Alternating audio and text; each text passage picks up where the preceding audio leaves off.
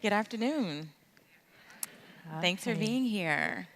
I had to really think about what I was going to wear today because I was going to be with such a fashionista. So I hope she approves my outfit. So welcome back to Chicago. It's always great to come to Chicago. I spent a lot of winters here, Thanksgiving breaks, spring breaks, because my grandmother lived on the South Side. And that home was always like this bustling place where a lot of family was coming in and out. So Chicago for me was an Okay. introduction to a lot of things, Black culture and fashion. Do you remember what neighborhood she was in? So she lived on Carpenter Street. Okay. Yeah, Oh, I yeah, didn't know you had that Chicago connection. Great. yeah. So you see these wonderful pictures of us up on the screen. So we're going to dive right in and use this to start talking about the book. Tanisha, what year was this photo? And tell us about what you have on. So I think this is around 1993, and I think Tony Braxton had just come out. We had the Boomerang soundtrack, and I wanted my hair cut short like Tony Braxton. So I went to my stylist, like, make me look like Tony Braxton. And then those are my Ralph Lauren polo glasses. If I'm gonna be a nerd, I'm gonna be a stylish nerd. And then I'm wearing this Carl Kanai short set, but it's not real Carl Kanai, it's like knockoff Carl Kanai, because in Fort Wayne we didn't have a Macy's, where I think that's where he was selling his wares at that time. So that's my knockoff. I got that from the flea market because, had to be on trend, but on a budget too. So I think I wore that a couple times, and then it started to fade, and then you had to, had to get rid of it. And how old were you? I think I was around 14. Okay. Yeah. And this was presumably your yearbook photo? It was. I think that was like 8th grade. I think I was, in that transition, finally becoming a real teenager, and I was going to leave and go off to high school that next year. So my picture is in our living room at 8329 South Michigan. And I think I was 15, Okay. sophomore. So I had the short in the front, long in the back hairstyle, asymmetrical.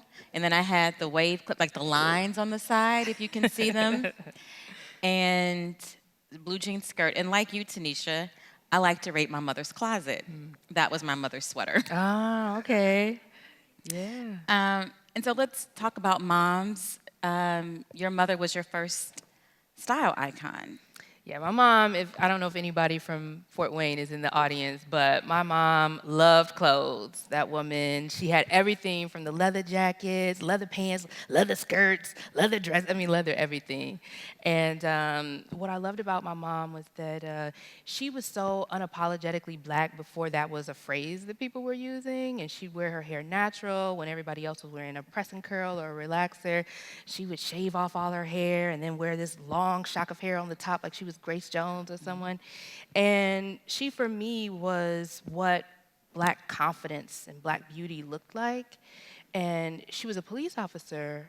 And when she would come home, though, from wearing that uniform every day, she would style out in these amazing ways. And so to me, to be like her or to try to get close to her was the way I could do that was by going through her closet. Does anyone remember Wilson's Leather in Evergreen Plaza? Okay. That is probably where I got my first leather. Yeah, me too. And can you tell that Yeah. story? How because your mom's leather came from Wilson's, right? So a lot of it came from boutiques. She would Okay. travel around and she'd find boutiques in that area, that city, and she'd buy leather from there. But when she had to shop at the mall for her leather, she went to Wilson's. That was her go-to spot because you could put things on layaway at Wilson's. So wasn't layaway like a godsend? Layaway allowed you to kind of, dream, buy it, then dream, like what would happen in 6 months when you could finally afford to get it out of layaway. So my mom, she would take me to Wilson's when she'd go pick up her things. And one of my favorite things of hers was this black peplum jacket that she got. And I was probably like 8 or 9 when she bought that jacket. But I loved it because it looked like Pebbles and what she was wearing in the Mercedes Boy videos and, that whole 80s style.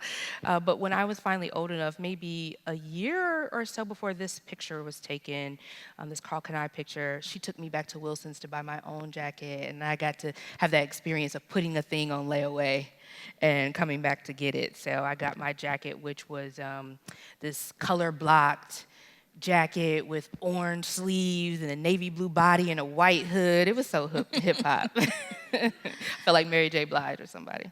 When you look back at these photos, and even as you were writing the book, what do you think our fashion choices of the 80s and 90s said about Black girlhood and the times? You know, it's so interesting because as we're kind of coming into teenage life, it's on the other side of the Black Power movement. And I think for many people that movement loomed large. And, you know, my mom was a self-proclaimed Black feminist and Black nationalist.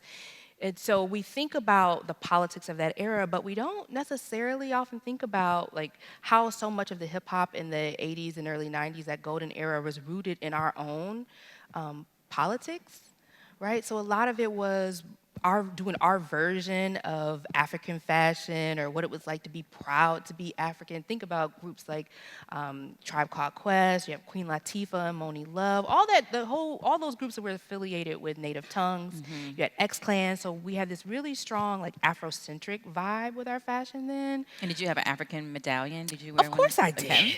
Oh, of course I did. And I also had like the Malcolm X T-shirts, and I think that's when I read the autobiography of Malcolm X. Denzel was my Malcolm X because, of course, the Spike Lee film had come out maybe a couple years before this photo was taken. So a lot of it, to me, is like rooted in our sense of politics, and that's why I think when we see, after the murder of Trayvon Martin, the hoodie, you know, become this political symbol of this larger movement for Black lives, it didn't shock me because for us, I think the hoodie is for the hip hop generation what the black leather jacket was for the Black Panthers and their generation. This isn't a book that you expected to write. You've written No. other works about fashion, but this kind of came by chance, right? It did. I wrote Liberated Threads, which was my first book. That was the book that I had to write in order to get tenure. I'm an academic, a professor. So I thought, okay, I'm going to write this book, and this is a way to think about social movements of the 1950s, 60s, and 70s, and how Black women across the African diaspora incorporated fashion into their activism. And I was like, okay, I'm done, right? Because I didn't necessarily see myself as a fashion person. I was just using fashion as a lens to think about Black women's activism. But that book found an audience outside of the academy, and it led to an editor. Actually, we have the same editor. We do. An editor reaching out to me and saying, hey, have you thought about writing something on style for a general audience? And I was like, actually, no, I hadn't, because I thought if I wrote another book about fashion, I would for sure be labeled the fashion lady, and I'd never be able to get out of that box. But she lured me in by saying you could write something that's far more personal. And at that time, I was really hungry to learn how to write in a different voice, like to put aside my historian, very formal academic voice and write something with much more emotion. So with this book, as I started to write it, I realized the blessing in writing this book because so many of the things that I write about allowed me to express, you know, joy and humor and pain and pleasure and all these different things that I'd never been able to emote in my more academic work. And I realized that there were some wounds there. There was some pain that was still there festering that this book allowed me to kind of work through and address. So it was cathartic for me, and I hope that for readers, you know, the range of emotions come through on the page. Your memories come off so clear. You use fashion to essentially tell a memoir of yourself, but also of the times. Did you have to like take photo albums and start going through them? Did you interview family members? How were you able to write this? You know, I did all those things. So I definitely went back to old photos and spent a lot of time with them, looking at them, just trying to study the minor details. So like there's one scene in the book where I write about this hotel room that we stayed in on this clandestine trip I took to Myrtle Beach with some people I met online. And I was able to really be descriptive about that room and even the luggage that I took because I did this close reading of some photos from that trip. So those are memories that would have been lost had I not had the photos from that trip. Back when you had a camera and you actually had to take it somewhere to get the film developed. I'm glad I did that because Right. that, you know, right, that was the archive for so much of my life. I interviewed family members and friends, but in a less formal way. Usually when I interview people, I'm doing oral histories and some of my more public-facing academic work. With this, it was more like a conversation. Like, tell me your first memory of the Jerry curl, right? And just having a back and forth that I just happened to record. So I did a lot of that work. I had a research assistant who worked to find old Ebony and Jet magazines, which I'd already knew that archive pretty well because of some of my earlier writing. And what but also, glad that you got that before it was sold. Right. But even Yeah. though now a lot of it is digitized, which is great, especially Jet and Ebony, but we also found old Vibe magazines and Women's Wear Daily, so I could kind of take the photos from my own family and then create this timeline and map our life onto a larger public history of fashion to see, like, were we wearing the same things that other people were wearing at these different moments in time. So I did that kind of layered work. And it was just a lot of fun to try to piece together the historical aspects of this. But then the other part was then, how do I tell this story in words? Because I was used to telling very linear stories that really focus with change over time. But with this, I wanted to take readers on a journey, and it wasn't necessarily a linear journey. The closet was like a portal that kind of moved readers back and forth in time, so I had to figure out how to do that in a way. How do you write a story and make people feel?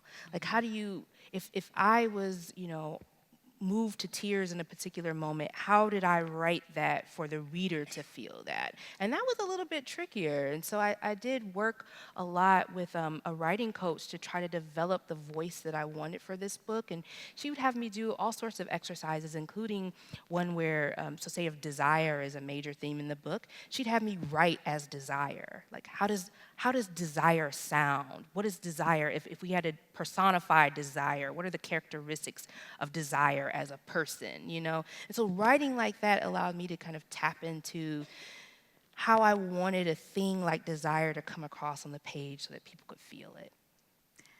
The first line in your book is, "We were a dashiki family in a Dickies town." Is that Travis? Yes, Travis is one of my best friends from high school. Hey, Travis. What does that mean? So, of course, Chicago is part of this Rust Belt. Fort Wayne was definitely a Rust Belt city. In fact, my grandparents, when they migrated to Fort Wayne from Alabama, they did so in search of better jobs in the factory, with the railroad, et cetera. So when you grow up in a town where the primary purpose for a lot of people is the factory work, that becomes part of the culture of the place, right? So Dickies work clothes, Carhartt, all those things that became part of hip-hop fashion, people in Fort Wayne were wearing because it was utilitarian, right? It was part of their work uniform. So my parents, though, they weren't factory people. Well, my dad was for a point in time, but he never wanted to stay in the factory. Like, the factory was just going to be a launching point for him. So I use that dashiki piece to say that my parents had a different kind of politic. It wasn't a conformist politic. They weren't like your typical Fort Wayne parents. In fact, they were weirdos individually before they got married. And then when they got married, everybody was like, those two. They ain't like nobody else around here. So for me, that first line was to orient readers who are not familiar with Midwestern cities outside of, say, Chicago or Detroit, perhaps Cleveland or Pittsburgh, to say that there are these other places for whom factory life is a majority, a major part of the life and culture in those places. And that's also an important point to note, because even if you're probably looking through those magazines at the time, it's going to be very coastal. Yes. And to make certainly that point that this type of hip-hop fashion comes from places like Fort Wayne in the Midwest, where, these are working class folks. Most certainly. This is where you get all those things. So for us, it was really, well, first of all, let me say this. It was important for me to tell a story about hip-hop fashion that took us back to a moment before hip-hop fashion was this national thing that was made visible by brands like Karl Kani, Cross Colors, FUBU, Fat Farm, fill in the blank brand, to say that before this moment, the culture was largely regional. And so we were wearing things that for us, yes, it was things we may have seen, Salt and Pepper wear in a music video, but we didn't have access to Dapper Dan, right? We weren't buying Dapper Dan originals. So you're trying to take things that you have at your disposal and you're trying to make a street culture or an urban culture out of that. And for us, a lot of that was the Dickies, the Carhartt. We'd take a crisp pair of Levi jeans and just iron the shit out them jeans, right? So you have that nice crease in them. You got the Niagara spray starts, the jeans sprayed so hard that they could stand up on their own. That's what we were doing. That was this is how we're participating in the culture. You take a T-shirt. We used to crease everything. You had a T-shirt with a crease down the middle, right? Arms crease down the middle, creasing in a sweatshirt. It was all about that crease. Creasing was a good idea. Where did creasing? I remember when I went to Howard University as a freshman and just seeing the fashion. So first for me was if I saw somebody with a red hat cocked to the right, I'm like, he's gonna get jumped. Right. He's wearing the gang color, but wearing the gang colors. I'm like, no, other people don't do that here. They're not oriented that way. But I remember seeing people I bet you're from Gary, aren't you? How could you tell? You have on used jeans. Used jeans, everything. I love used. Chris Webber and Juwan Howard left Michigan to come play for the Washington Bullets, and they used to come on campus. And Juwan Howard would be on campus with his creased jeans. It's he's so Chicago. Yeah. And I think a lot of it, and I don't have, this is really just anecdotal, but I think so many of our parents who had found their way into the factories, they had done so by way of the military, or either they had parents who were former military. So ironing was definitely a huge part of Black public presentation, right? You're gonna go out, I ironed the mess out of my dress today, even though I knew it's probably gonna get wrinkled, but as Amy and Harmon Ford's daughter, you can't leave the house without ironing your clothes, right? So I think it was part of how we were acculturated that, you iron your stuff, you're gonna be well presented, even if you're going to work in a factory. When you take those factory clothes off, you are gonna be well presented, and I think it's interesting too that you bring up what happens when you go to these HBCUs, because I began my college career at Clark Atlanta, and it was so interesting being there. Whenever I would see people who were from the Midwest, I'd get excited, oh, you're from Detroit? Like I could kind of cling on to oh, you're from Chicago, because nobody knew where Fort Wayne, Indiana was, of course. But there were always these interesting cultural mashups. For you, it's seeing somebody wearing a gang color with the hat cocked to the wrong side. For me, it was having all these people from LA and the Bay who were teaching us how to crip walk, but we were crip walking off back that ass up, right? So it's this, right, this interesting clash of the cultures from different regions. So to see how hip hop was coming together on an HBCU campus in ways that looked completely different than it did in my hometown was quite fun and quite memorable and it was fun to write about it in Dress and Dreams. And the book is really fun. It's a delightful read. It's a coming of age story. It's a trip down memory lane, but it's also really funny. Oh, thank you. And my favorite chapter is the Jerry Curl chapter. Ah, yeah. Oh, I think I heard another voice I recognize. Where you describe it as the most maligned hairstyle in Black hair history. It's true. Facts. It's true. I didn't have one. I didn't either. You did not have one. I didn't have no Jerry Curl. However, howsomever, I had a wave nouveau. You had a wave nouveau. And I just want you to know that I keep going down these rabbit holes. I still don't really understand the difference between a leisure curl and a wave nouveau. I found an old commercial, I wish we had it, where this woman zapped that cap with the leisure curl. But I don't really know the difference between the two and what makes it, and I know why it's not a Jerry curl, but I'll just let you explain. They're all the same. So at the end of the day, even though I hate to say this because I never had a Jerry curl, at the end of the day, they're all pretty much the same. So, but with the Jerry curl, it's about the finishing product. So the Jerry curl, that earlier activator technology, if you will, it was all about the water-based finishing sprays. So it would drip all those chemicals all over your clothes, over your couch. Right. You get up, you remember coming to America, and you get up and you look and the couch is all stained up in the back.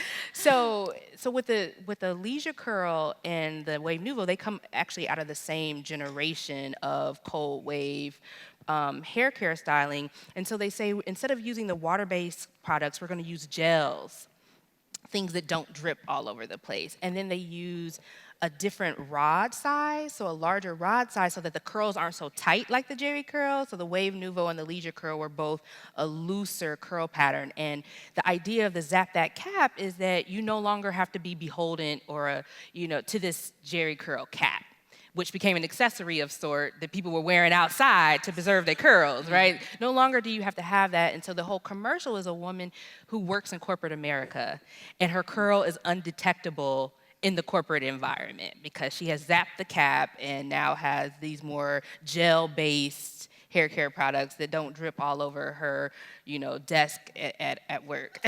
Because it was like this class thing. It's definitely a class thing. Jerry These are the curl. bougier styles, even Right. as the name Wave Nouveau suggests, right? So French, so fancy, right? Like it's a Wave Nouveau. So I say that the Wave Nouveau was the Jerry curl's bougie cousin, right? We all have the bougie cousin, right? That's what that hairstyle was, even though it was the same two-step chemical process where they first straighten the hair. This is some real stuff, right? So It they is. straighten the So hair. wait, okay, I have to, I know we're going down this rabbit hole, but I'm sure some of you will appreciate the dissection of Yes. these hairstyles.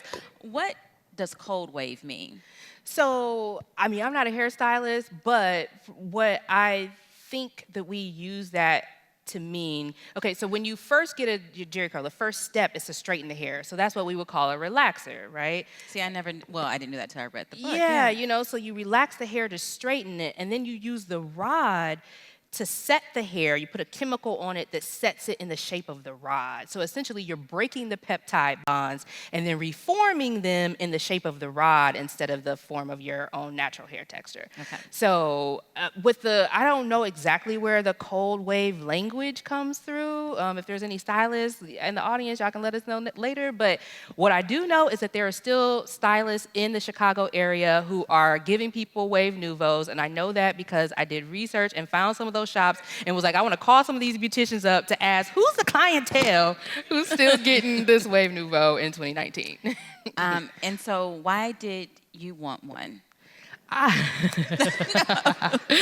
Right? Because that's a great question, right? Because at this time, the Jerry curl was really, every comedian from Robin Harris to Eddie Murphy to Robert Townsend had some kind of special where they were dogging out the Jerry curl. Michael Jackson had already been caught on fire. His hair caught on fire because he had a Jerry curl. Even though I still think he tried to pass that hair off like that was his real hair texture.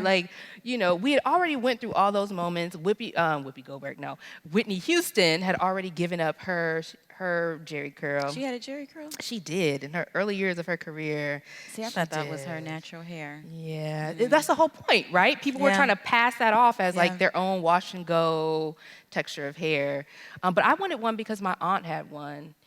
She was like, how we are, our families, your play aunt. She was a play aunt, and she had one, and she had left Fort Wayne, and she moved out to L.A. She created this new life where she lived in Baldwin Hills, and she drove a Mercedes, and she had that hair. And when I saw her writing the book, I could have scalped her and worn her hair like a second skin, right? I wanted that hairstyle so badly.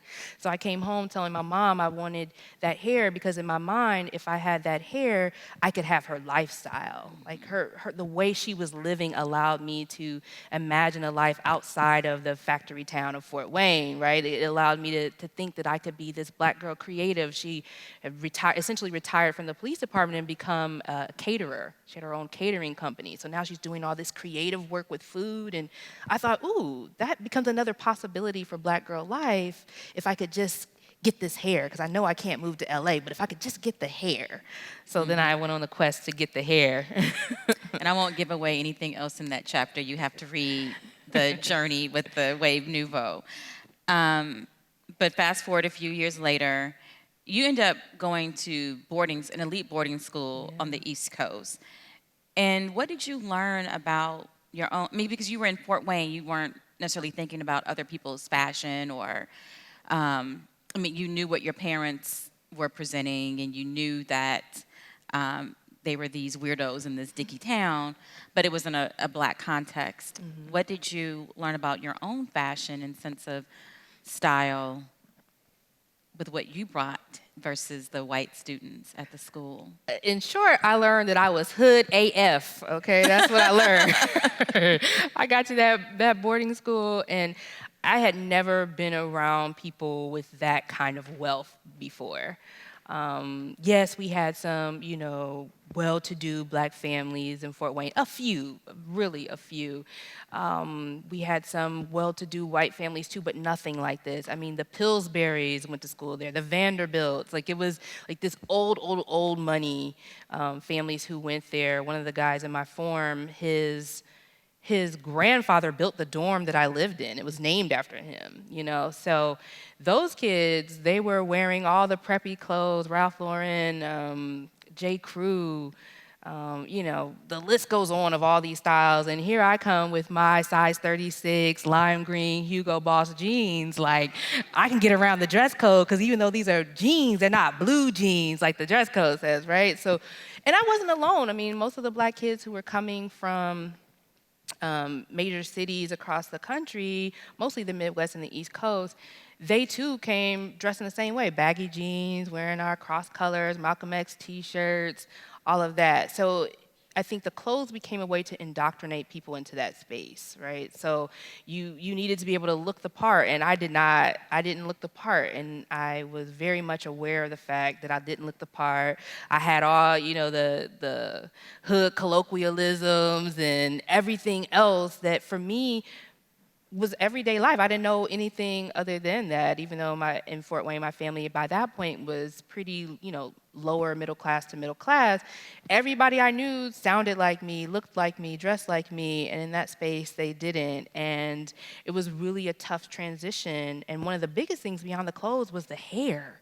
Like, how am I gonna do my hair in this space where you don't have a beautician? You can't go to Mama Koki's salon and go get your hair done, right? So you either gotta get the braids and hope they last all semester, or you have to learn how to do your own relaxers. So my mom sent me with a tub of relaxer, like for real, like a tub of Hawaiian silky relaxer. You And gave I your used own to be, perm? yep, in the bathroom doing my own little touch-ups and stuff. And so yeah, like the hair for Black girls, it made that experience slightly different for us. Like having to figure out those grooming pieces in a place where, upper crust whiteness was really the name of the game. Fashion can be written off as frivolous. But as you said, clothes are never just garments. And what has the power of fashion been for you, not just as a young girl, but as you have come of age into where you are now? How was the power then, and what do you see the power in now? Yeah, I think first, let me just say for Black girls and non-binary femmes, gender non-conforming folks, fashion has never been frivolous for us. That's not a thing, right? Fashion is definitely a part of our politics. It's the way we resist racialized and gendered stereotyping. It's the way we push back against a society that sees our bodies as always already criminal, always already lascivious, fast, hot to trot, right? We use clothes as a way to resist so many of those things, and also to show our creativity and our ingenuity. Like I write in the book, like we can take a dollar store t-shirt and cut that thing up, tie it up, dye it, airbrush it, puffy paint it, and make it into something that some designer then wants to put on a high fashion runway, right? Out of our own creativity and just using what we have access to. So for me, I think that I wanted to show that there is power in those choices, and that there is power in this act of getting dressed, which we all do every day. And for me, that became a way to have these more complex conversations about race and gender and class and sexuality. So I think that our bodies are billboards where we communicate who we are to the world. And so for me, this book, while the title says a love letter to the power of fashion, it's really much more than that. It's saying, how can we use our clothes as a way to understand something more about ourselves as humans, and how we interact with one another, and how clothes become a part of our individual, but also our collective journey. And if we could find some kind of commonality, that this might be a way for us to be able to have some honest conversations about those tough topics that our clothing oftentimes becomes a shorthand for. I got a gold nameplate necklace. Did it say, I wish you would? No, it Okay. said, no, it was my name, and it had my birthstone at the end, and I got it in the early 90s at the Black Expo in Indianapolis. Of course you did. Of course you did. And you had one too, right? Yes, I got from the Black Expo too. Yeah. Yep. And those necklaces and bamboo earrings are once considered ghetto girl black jewelry. Yeah. And then Sex and the City happened. Oh, did it? Yes, it did. It did. And that's the thing. Like, what was fun about doing this research for the book is that I got to go back to all those old videos, again, like to that LL reference I just made, and to see all the time when hip hop artists are referencing gold and nameplate jewelry, and watching the old Roxanne Shante videos, and MC Lyte and Queen Latifah and Salt and Pepper, who were my personal favorites, to see how important that jewelry was to us, right? That it was, if you had a name like Tanisha or Keisha, Quanisha, and you couldn't get your name, and you couldn't right? find your name. You couldn't find it where most of the names were like Rachel, Sarah, right? You looking, scanning. Was it? Oh, it's okay. No, of course I didn't know Tanisha there, right? So nameplates became a way for you to have something especially made with your name on it. And even if you were one of 20 Keishas at your school, you had a nameplate that said your name on it. And those things had value. I was rewatching the Roxanne Shante biopic the other day for my fashion class, and students remarked on the fact that even back then, when they give her the nameplate, it costs $200, right? So this is like an investment piece for a lot of people. But then when Sex and the City happens, Patricia Field dresses Carrie, this girl who's supposed to have these downtown, Lower East Side roots, as a young girl kind of coming of age and finding herself fashion-wise in New York City. And the way she kind of commemorates that history for Carrie is through the Carrie nameplate. And then she eventually makes her some Carrie bamboo earrings. And then all of a sudden now all of, the wealthy white girls want this ghetto gold jewelry because Carrie has it, and now it's high fashion. And that whole prehistory, that early history of black girls and Latinx folks wearing that nameplate jewelry is kind of lost. And Patricia Field becomes the person who creates this jewelry or makes it famous. I think she has her website said "Made Famous by," So I was like, well, actually, let's tell this little history. Like, let's connect some dots here and show that, Carrie wasn't wearing this by chance. And I think that what was also important for me to show was that this is not even just something that's coming out of, a quote unquote straight hip hop fashion, that black queer communities are wearing all this jewelry too. So I think it's important when we see a show like Pose, that Pose has a lot of the main actors wearing nameplate jewelry and bamboo earrings too, to say even across the spectrum within our community, black folk have been rocking this stuff. And you make a point repeatedly to note the influence that trans women have had on fashion. Most certainly, because I think what I noticed when I wrote my first book is that as a historian, you're working with established archives, and it means that someone has come across that, they've created that archive, and they've kind of given you a way to read or understand that archive. And unless you read it against the grain, there are certain things you might not even realize are missing. So when I was writing about the civil rights and black power movement history, you'd be amazed how little of a role, if ever, queer people of color played in that archive, right? Even though we know that our folks have always been a part of our community and central to activism in our community.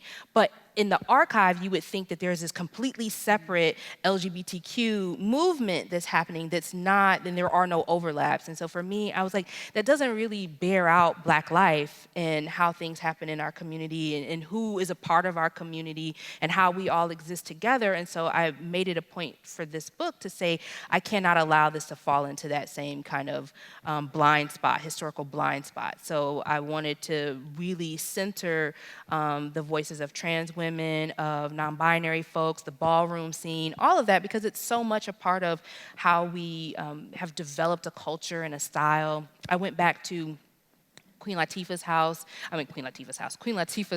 Come Into My House. You went to her house No, I and like wish. did the archive? Oh my God, if I would go to Queen Latifah, oh please. I wish. But Come Into My House, that video comes out before Vogue, and Queen Latifah has Voguers in that video, right? So that the ballroom scene and all of the art and the fashion and the dance that comes out of that scene, that's not something that we're waiting for Madonna to put on the map. R&B and hip hop artists are already highlighting and featuring that culture because it was a part of all of our culture and we were all influenced by it. So I needed to write to me, I couldn't write a book about fashion and not acknowledge those contributions and the overlap and, you know, how the queer community has really defined what is hip hop, what's fly, what's fashionable for all of us. The book came out in June, right? It did, late Yes, June. yep. Yeah. So what's it been like traveling around the country, talking about it? How has your work been received? You know, it's always so interesting. Every city brings its own surprise, I would say. I started off the tour in New York City, and it was great to see people come out to those New York City events because I'm not from New York, and sometimes New York folks can be fashion snobs. Like, what are you talking about the Midwest? Like, hip-hop begins and ends in New York City, you know? But a lot of people came, and what's been universal, I think, is that everywhere I go, people tell me some of their stories about style or fashion, or, yeah, I had my first bamboo earrings and I got them from here, or my mom had a dashiki, or, you know, fill in the blank story. But I think the most fun is always when I come back to the Midwest, because there's a certain kind of Black Midwestern cool that I think that people from the Midwest understand and appreciate seeing discussed on the pages of a book. So I did a couple events in the Midwest earlier on in the summer, and one of them was in Fort Wayne, where I'm from, and to see like my old teachers and classmates and, you know, play cousins and aunties and uncles and of course my parents, like all come out for that event. It was really, really great. And you've also had some other cool things happen to you since then. You got a promotion. Yes, I was promoted to full professor. Thank you. Yeah, that just happened maybe a little earlier this month. So I'm excited about that because, you know, the academy, like any other industry, is not a meritocracy. And just like I've seen myself now become a full professor, I've seen a lot of Black women not even earn tenure, even though the profile that they have put forth would suggest that, of course, they'd be a shoo-in for tenure. So it's one of those things that I didn't take for granted, but I feel really blessed that I've been promoted and that I have a community of people who help me get there, people within the academy and also family and friends outside who kind of keep me in check and keep me grounded and spiritually, you know, fed. And I don't know if that's more exciting or the fact that Rihanna name dropped you. Oh, the Rihanna name drop might be more. Yeah, it was so funny because I, right the month before Liberation, oh, geez, all these books are running together. The month before Dressed in Dreams came out, I'd worked on a book on Kwame Brathwaite, who is a photographer who helped to introduce and make popular the concept of Black is Beautiful. So I co-written this book with Deb Willis, the famed photographer and historian of photography. And that book, we worked very closely with the Brathwaite family to create the text that would work in conversation with Brathwaite's breathtaking photographs. I'm telling you, this book is an amazingly beautiful book because of his photographs. And that book had come out, and I saw Rihanna on Instagram, I believe, and she had cited Brathwaite, and she had one of his famous photographs that said "Buy Black" and had the Grandassa models. in the photograph. And I was like, oh, look at Rihanna citing Kwame Brathwaite. So I just reposted like, wow, Rihanna knows who Kwame Brathwaite is. And one of my homegirls had responded underneath, and you, she cites you too. And I'm like, what is she talking about? And so then she did this story on Instagram where she showed, like she kind of went through this article for Vogue Australia, where Rihanna says that she found these photographs, but then she found my work, and that helped to give her the context to understand those photographs. And so she used those photographs for the launch of her Fenty fashion line. And I just was like, Rihanna knows who I am. It's amazing. And yesterday, my oldest stepdaughter is in Vogue.com doing modeling for Fenty, the new brooches. Oh, I love that. It's on my Instagram story today. Okay, that's dope. I love how Rihanna is really making she's connections. Really, You know, she's making that history plain, and she is bringing in folks who ordinarily wouldn't have a pipeline into the high fashion world or luxury fashion world. Yeah, but these black brooches that she's doing, and that was another thing that my mom used to wear, the brooches, and then I would take the brooches too in high school. So before we turn it over to you for questions, I just want to ask you, what's next? Where do you, I know that you've got another book in you. Yeah, so I'm digging around in the archives now. I had to take a brief break to do all the press and the events for this book, but I'm writing this book on black women who were like socialite activists, that's what I'm calling them, who raised all this money for various civil rights movement organizations, and they did so by hosting galas and pageants and fashion shows. So I'm now following the money, and that money trail, it's a fascinating one. So I'm excited about this book. That's a good teaser. So we have Crystal right here with a microphone, and great. So before we get started, I just want to say a couple of things. Make sure that you're speaking into the microphone so that everyone could hear. Please be brief so we can get to everyone, and pose your question as a question rather than a statement. So go ahead and raise your hand, and I'll bring the mic to you. Great. Coming right over to you.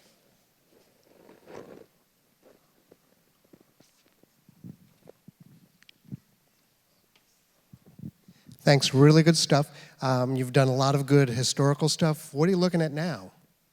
What am I looking at now? So with this new project, I've been digging around in the archive, reading a lot of letters, and now I actually feel for my colleagues who do work on 19th and 18th century history, who have to read all these handwritten letters, because my eyes are about to start bleeding from reading all of these letters.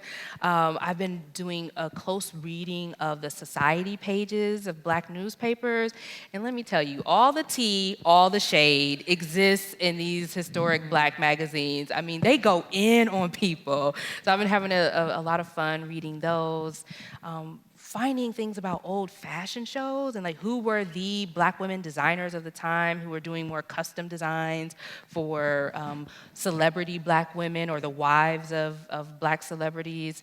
So it's been fun to kind of dig around in a slightly different archive than the one that I'm most accustomed to working with. But I think that what I also enjoy and what I know that what I enjoy the most and what I think is going to be central to this book is the interviews. I love speaking with people, having conversations with folks who lived through the time period that I'm studying, and it's one of the things I love about being a 20th century historian, because some of these people are still alive for me to talk to. Got a question right up here. I got it, Kelly. Okay.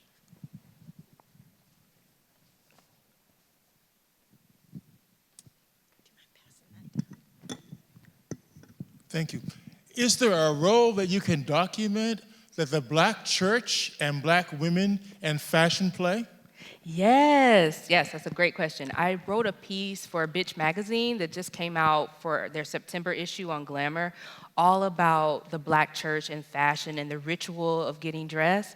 So it starts out with me telling this story about my mom and how I knew it was about time to get ready for church because she put on her Shirley Caesar and then out of tune would be like, oh, Jesus, oh, I'm like, okay, mama done put on the Shirley Caesar. It's about time to wake up, right? So that became part of the ritual, and I traced that ritual back to the period of enslavement to talk about why that Sunday parade to church was so important, because it was the one day of the week where bond women and men could dress themselves in their own clothes of their own choosing and oftentimes of their own design.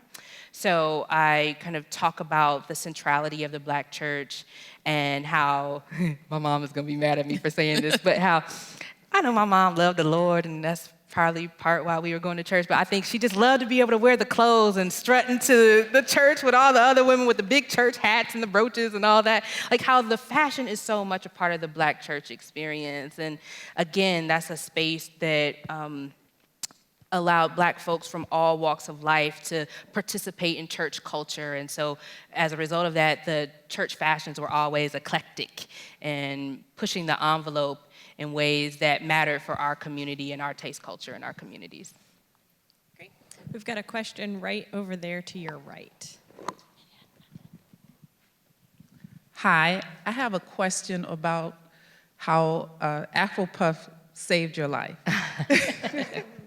So that chapter really got me thinking about going natural like you did with your hair. During that time, were you in corporate America or still in school, and how is your hair perceived outside of your own community? Yeah, I was in school then. So I started going natural when I was in college, but then ended up relaxing my hair again because graduation, and I couldn't afford to get braids, and I couldn't afford to, get my hair weaved or something like that. So I was like, oh man, I gotta get one more perm just so I can look presentable when I walk across the stage for my family. But then after that, I stopped relaxing my hair, and I ended up doing what we now call a big chop. We didn't have that language then, in like October 2002. So I was working as a teacher when I cut off all my hair. I was in an elementary school, a charter school in my community, the community I grew up in. But then I really found sanctuary as a graduate student at the University of Wisconsin-Madison, where there were all these other Black women who were eventually gonna go into the academy who all had natural hair. And they became my support system and my educators who taught me about what to do with my hair. So a lot of that happened while I was still in school, and I think that it's a shame that even in 2019, we have to have it written into law that natural hair, you can't discriminate against people with natural hair in the workplace. But that's the reality, and my mom fought a lot of those battles in the 1980s around natural hair or wearing cornrows and things like that in the workplace. So we really see this kind of changing saying where Black women are having to fight to be able to wear our hair in either in its natural state or in styles that are part of our culture and our heritage, in the workplace. So I think it's definitely a fight. I've been interviewing some journalists, some Black women who are on-air broadcasters about what it's like for them in that particular work environment, especially now that a lot of them are starting to go natural, women of my generation. We have a question here in the center.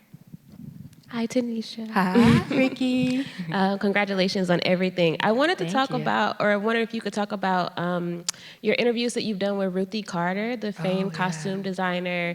I know that you first interviewed her when Ava DuVernay's Selma came out. Now she's an Oscar award-winning costume designer for Black Panther. And so I just wonder if you could talk about maybe if you think more about Black costume designers and maybe how they get kind of evaded too when we're talking about Black style and the influences that Black people have had on style. Even with her, she did Dolomite, the new film too? Yeah, she did do Dolomite. Yeah, so basically, Ruth Carter has costumed pretty much every Black film that you grew up watching. She's worked many times with Spike Lee, of course. But she is amazing, and I love talking to her because you can just see her brilliance. And she says this in this, there's a Netflix special on her. If you watch the show Abstract on Netflix, season 2, there's a Ruth Carter episode. And she says that people automatically assume that she loves fashion and that's why she does costume design, but she will tell you very clearly that she is an artist, that she's a storyteller, that she uses clothing to tell stories. And so once she's told me that during our first interview, I've really become fascinated with costume design and how it shows up in films, particularly about people of color or stories about other marginalized communities. But Ruth is amazing. And every time I talk to her, I learn more about her artistry. With the film Selma, what I was struck by was that she had a team of only 5, and they designed all of those costumes, just the 5 of them. And then when I interviewed her for Black Panther, by that point she had it was a film with a much larger budget, so she had a team of maybe 30. And they were traveling and scouring the world to find all of the goods for that film. And then a lot of them they made themselves, and they used 3D printer technology and so forth to make a lot of those garments in the film. They also gave a platform to a lot of up-and-coming and established designers from across the African continent whose names most everyday people wouldn't have known. So it was important for me in that piece on the Black Panther that I name-checked a lot of those designers, because it was really important for Ruth that people knew where she was drawing inspiration. So she's fabulous, and I think that Oscar was far overdue. And I love any chance I have to celebrate her. So just shameless plug, I got a couple little moments in the Netflix episode. I was glad that they asked me to talk about Ruth, because she's everything. There's a question down here in the front. Oh, I can get it, Kelly. Oh. Closer. Oh. It's a race. Hi. I really loved your book, still reading it. I'm curious, though, about your thought process around, or like your just general thoughts about Black women's influence in nails. Oh, yes. Nails, because when I was in high school, yes, I had to get my hair done all the time. Like that was part of it, right? That was part of the ritual. You're gonna go to the beauty shop every 2 weeks. I think we even talked about this. I'm gonna get my hair done. But I would say equally important was getting my nails done. And I had a Black woman named Charlene who did my nails, and she was doing all of this cutting edge nail stuff. Like she would take the edge of the acrylic nail and like etch different designs into the nail itself, or she would drill holes through the center and put rhinestones and pearls and things around them, doing all this cool stuff, not with an airbrush, but with paint. Like she was a for real artist, and she was seeing her Aretha Franklin as she would do my nails. But what's interesting to me is that in the 90s, when we're wearing these extremely long nails, again, that's one of those things that people were calling ghetto. Oh, it's so ghetto. Why do they have to wear their nails like that? Oh, how is she gonna type with these long nails? You go into a municipal office and you see the Black woman with the long nails and you're like, wow, okay. And so it became this kind of stereotypical thing, even though for us it was a source of pride to have your nails done like that. You paid good money for those designs, right? Always had to have your proper fill-in so you didn't have too much growth from the nail bed, But now we see this boom in nail art in the mainstream beauty world. So you can open up the pages of any beauty magazine and see, some white woman with her nails and some elaborate style, and now they're giving it names like aqua nails and all these things that make it sound high fashion.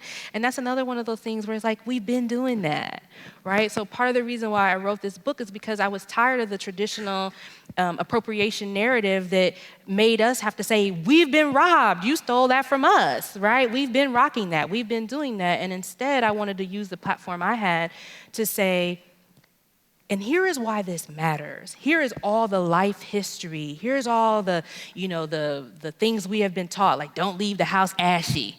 Don't leave the house with dirty drawers on. All these different things, how those life lessons become so entangled with our clothes and our hair and our nails.